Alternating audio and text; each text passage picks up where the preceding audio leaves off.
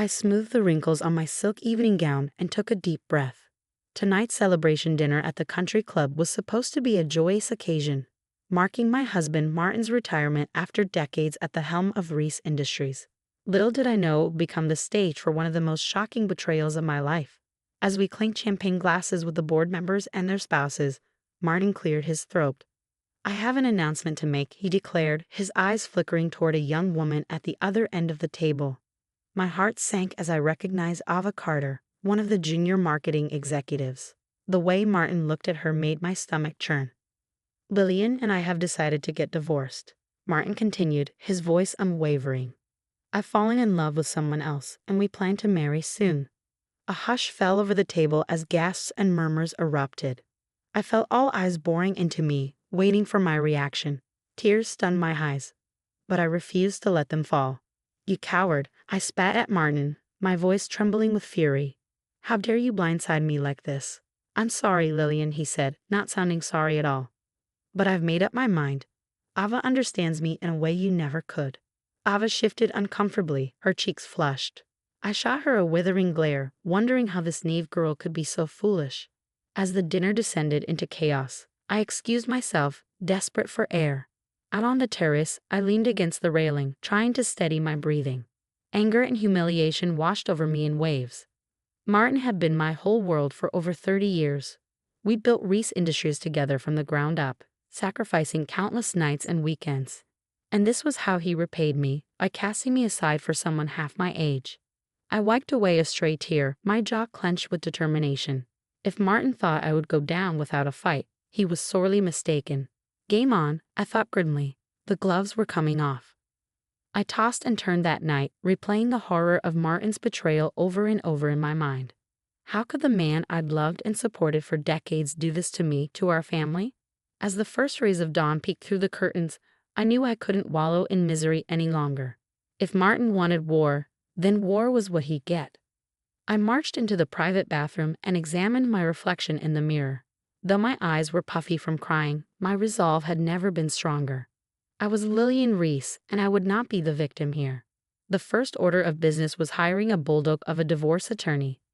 I had my secretary line up meetings with the city's most cutthroat legal eagles. Within a matter of hours, I was sitting across from Jennifer Holder, a ferocious litigator known for devouring wandering husbands. "I want to bleed him dry," I stated bluntly as Jennifer flipped through my financial documents. She arched an immaculately groomed eyebrow. "Even with your substantial assets, a nasty divorce could deplete your net worth considerably." "Money is no object," I said through gritted teeth. "That lying snake is going to pay for what he did to me and my family's legacy." A feral grin spread across Jennifer's razor-sharp features. "Then let's make sure we take him for everything he's worth." Over the next few weeks, I followed Jennifer's guidance to the letter, marshaling every resource at my disposal. Quiet instructions were issued to Reese Industries' accounting department for a full forensic audit under the guise of routine due diligence. Every bank statement, every money transfer, I wanted them combed through with a fine-tooth comb. Jennifer coached me on sowing seeds of doubt among the board members, suggesting personal concerns over Martin's ability to properly steer the company given his emotionally compromised state. A few whispered comments here, a furrowed brow there, and suddenly the company I'd helped build was questioning my husband's leadership. All the while, Martin sauntered around in a loved-up daze, oblivious to the powder keg I was carefully constructing around him. He thought I would simply walk away, that I would be content with whatever crumbs he deemed to toss my way in the divorce. The poor fool had no idea what kind of hell was coming. The forensic audit quickly bore fruit, revealing a tangled web of shady dealings all connected to Martin's desperation to impress his young mistress. Inflated expense reports, kickbacks from vendors, even outright embezzlement. He put Reese Industries' financial health at risk to fund his lavish courtship of Ava. I pored over the damning documents late into the night, my fury growing with each uncovered impropriety. This was the true depth of Martin's deceit. He was willing to sacrifice our life's work, the company we built from nothing, all for a fling with a girl young enough to be his daughter. The next morning, I hand-delivered the audit findings to the board, making sure to linger on the most egregious violations with pointed commentary. "Clearly, Martin's judgment has been clouded by his personal indiscretions," I stated, careful to keep my tone measured despite the storm raging inside me. I shudder to think how much further this rot might have spread if left unchecked.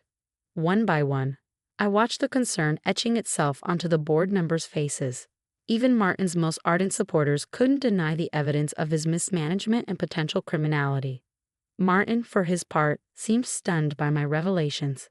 The fool actually had the audacity to pull me aside and try to plead ignorance. "Lillian, you have to believe me. I never meant for things to go this far," he blubbered.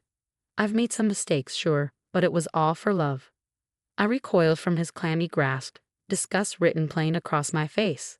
"For love? You jeopardized everything we built together for some cheap fling. I don't even recognize you anymore." As is summoned, Ava appeared in the doorway, her overdone makeup unable to mask the fragility beneath. Martin's eyes immediately locked onto her, his entire stance changing as if their bond transcended the tawdry reality.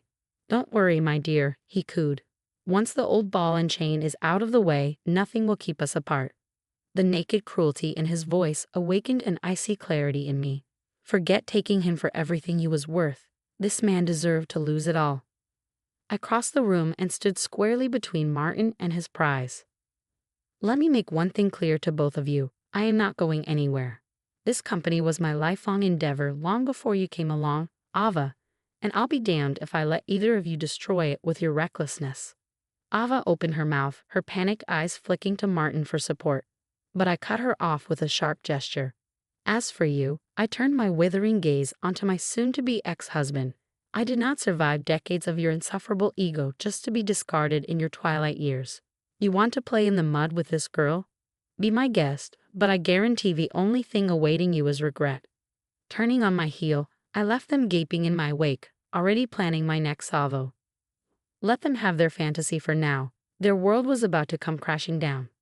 With the audit findings laying bare Martin's misdeeds, I knew I held all the leverage for ensuring a favorable divorce settlement. Still, I intended to twist the knife further before going in for the kill. I requested an emergency meeting with Martin, putting on my best act of contriteness when he arrived. "I've had some time to reflect on things," I began, wringing my hands for effect, "and I realize now how terribly I've behaved." Martin's eyes widened in surprise, and I fought back the urge to sneer at his gullibility. "Really?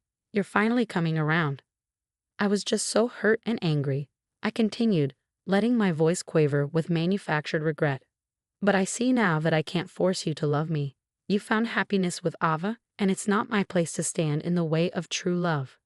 The smug satisfaction oozing from his expression was almost too much to bear.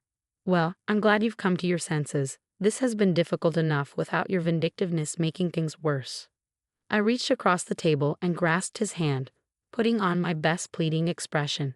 "I only want what's best for you, Martin, which is why you have to end this affair immediately." His brow furrowed in confusion. "What? Why would I do that?" Leaning in, I lowered my voice conspiratorially. "Because I'm afraid Ava has been using you this whole time, taking advantage of your generous nature for her own gain." Martin opened his mouth to protest, but I barreled on with my carefully constructed narrative. "I hate to be the bearer of bad news, but I've discovered evidence that she's been having other affairs. Multiple affairs, Martin.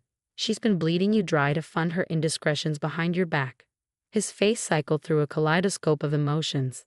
Anger, hurt, disbelief. "No, Ava would never. We love each other." Putting on my most sorrowful expression, I gave his hand a pat. "I'm so sorry, but it's true. The bank records, the money transfers, it's all there in black and white. She's been making a fool of you." Martin's shoulders slumped in defeat. For just an instant, I felt a pang of something, pity perhaps. It quickly passed as I recalled all the anguish he put me through. If it's any consolation, this newfound wisdom has made me realize how deeply I've misjudged you over the years, I lied through my teeth.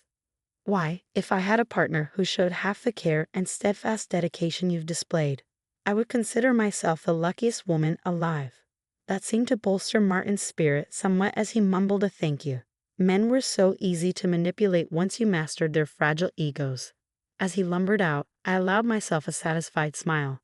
Between the gaping financial void awaiting him and the carefully planted seeds of doubt about his precious Ava's fidelity, Martin's world was crumbling all around him.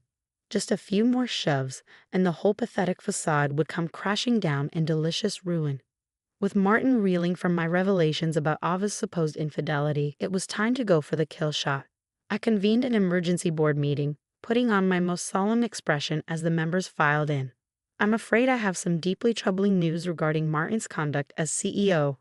I began once everyone was seated. It pains me to have to do this, but the evidence leaves me no choice. I nodded to my assistant, who distributed the damning audit findings, letting the weight of the financials speak for themselves. Audible gasps and murmurs rippled through the room as they digested the extent of the embezzlement and misappropriation. As you can see, Martin has been systematically looting the company's coffers, all to fund an utterly unacceptable personal relationship, I declared, letting the accusation hang heavy in the air. His judgment has been hopelessly compromised to a degree that constitutes gross dereliction of duty. Walter Grimes, one of the senior board members known for his unshakable ethics, set down the report with a look of profound disappointment. I had my suspicions, given the rumors, but I never imagined the depths of Martin's betrayal. This is a gut punch. Believe me, Walter, I understand your pain all too well, I replied, putting on my most mournful expression. Which is why, as difficult as it is, I feel we have no choice but to relieve Martin of his duties, effective immediately. A chorus of solemn nods rippled through the room. Even those typically loyal to Martin seemed unable to overlook his staggering lapses. Gritting my teeth, I forced out my next words. It truly breaks my heart to say this, but Martin's personal indiscretions appear to have sent him into an emotional tailspin, calling into question his fitness to lead this company. For the good of Reese Industries and our employees, I recommend an indefinite leave of absence on medical grounds while he seeks treatment. The cowed reactions told me they had taken the bait by portraying Martin's ouster as a compassionate intervention rather than a straight termination. I had given them all plausible deniability to avoid feeling complicit in his downfall. As the meeting adjourned with the board's full endorsement, I allowed myself a small, satisfied smile. Everything was falling into place perfectly. The forensics, the sowing of doubts, and now this coup de grace. A part of me felt a flicker of sadness at how far my beloved husband had fallen. But he had chosen to throw away the life we built together through his arrogance and weakness. I merely ensured he suffered the full consequences. My reverie was interrupted by the ping of a new email from Jennifer, my attorney. Pulling up the message, I scanned her concise update and felt a rush of vicious satisfaction. Transfer of assets proceeding as planned. The financial guillotine is primed. Just say the word. I typed a simple reply. Do it. Let the delicious ruination begin. The dominoes began falling into place with ruthless precision. Within days of being forced into a leave of absence, Martin found himself being systematically frozen out of Reese Industries operations. Emails went unanswered, meetings rescheduled, until he was essentially a ghost presence at the company he had once lorded over. I could only imagine the sinking feeling in the pit of his gut as the power he had taken for granted for decades slipped through his fingers. Still, I knew the worst was yet to come for the arrogant fool. Ms. Reese, you have a visitor. My assistant's voice crackled over the intercom. Ava Carter is asking to see you. A cruel smile tugged at my lips as I buzzed her in. The girl's arrival was right on schedule. Ava entered, looking every bit the rabbit caught in the headlights. Though she tried valiantly to maintain her polished composure, I could see the cracks spider webbing beneath the surface. What can I do for you, dear? I asked in my most saccharine tone as she took a seat. I trust this isn't about your extracurricular activities with Martin. I would simply hate for word of that unpleasantness to spread further. Her eyes went wide with panic. What are you talking about? Oh, I'm sure it's nothing. I waved a perfectly manicured hand in feigned nonchalance. Just that it would be an awful shame if those private investigator reports detailing your numerous other affairs ended up going public.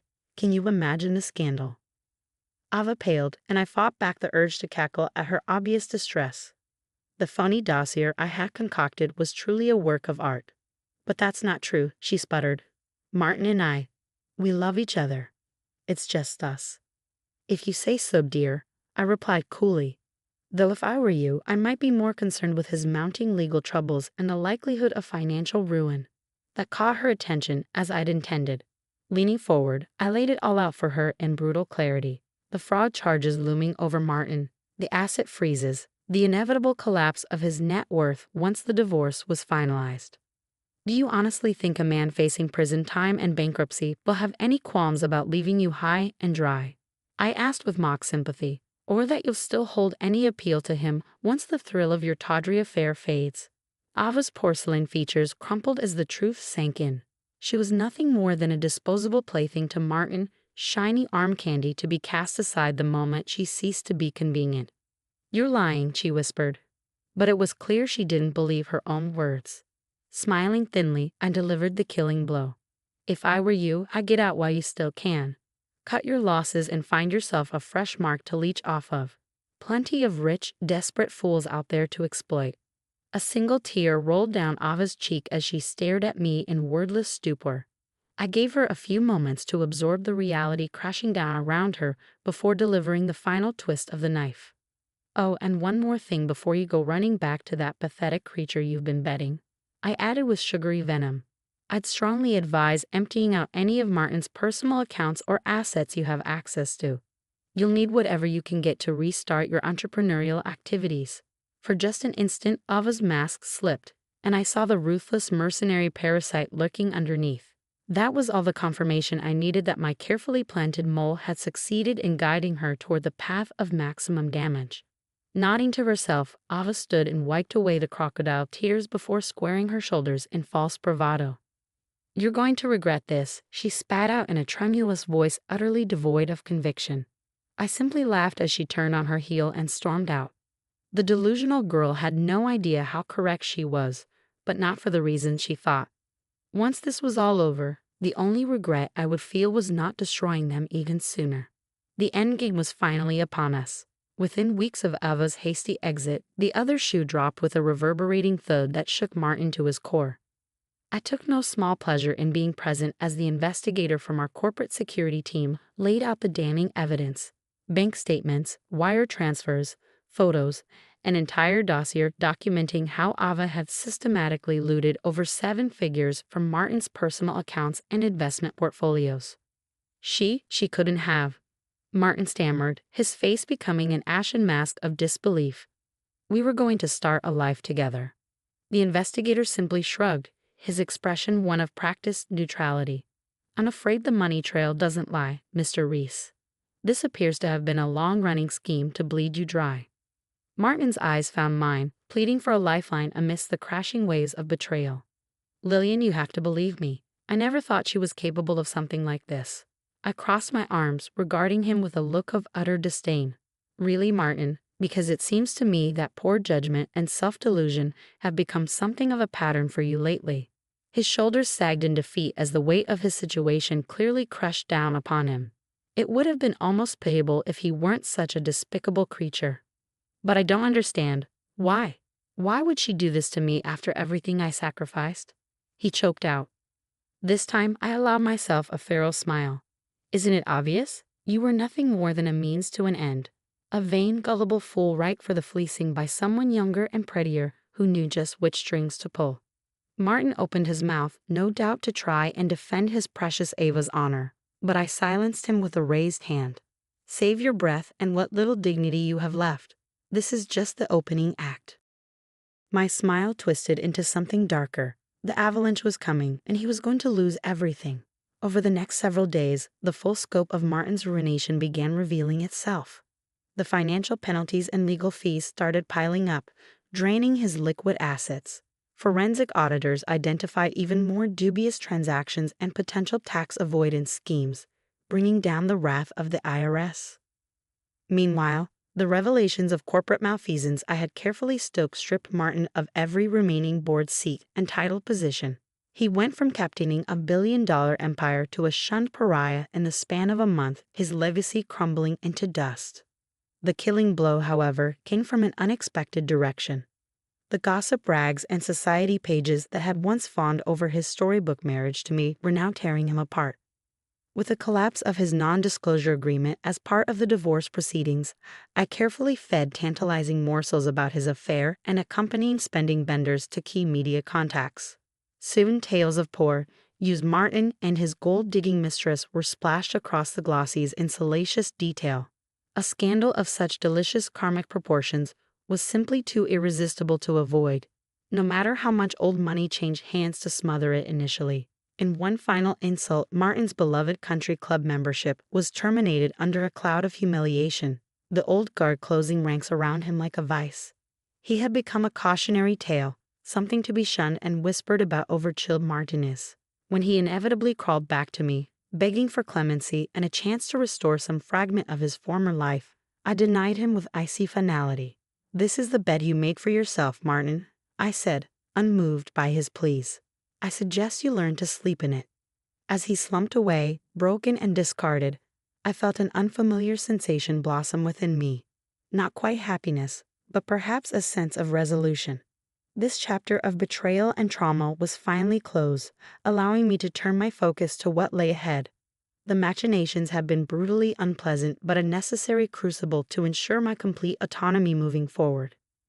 Never again would I allow anyone or anything to compromise the destiny I had fought so hard for. I was Lillian Reese, newly anointed captain of my own fate, and the world had better be ready for my brand of merciless stewardship. As the ashes settled from the scorched battlefield that was my divorce, I wasted no time in firmly establishing my leadership over Reese Industries. The board meetings that had once been merely a formality were now the arenas where I flexed my hard-won power. Profitability is down over 12% compared to last quarter's projections, I stated in a tone that brooked no argument as I stared down the assembled executives. I want to know why, and I want solutions on my desk within 48 hours. There was a momentary silence as the senior leadership team avoided eye contact, each silently willing one of the others to step into the firing line first. Finally, Stephen, the CFO who had been Martin's loyal foot soldier for years, cleared his throat. The shortfalls can likely be attributed to the recent transition and its attending disruptions, he began, choosing his words carefully, not to mention the lingering PR headaches from, My eyes narrowed dangerously. "You mean the scandal my dearly departed husband created through his reprehensible behavior, the one that jeopardized this entire company's future through his recklessness?" Stephen visibly shrank back, face flushing. "Well, I didn't mean to imply." "Save it," I cut him off with a withering glare. "I don't want to hear any more excuses about factors beyond our control. We make our own destiny here, and anyone unable to adapt to my leadership would be wise to explore other opportunities."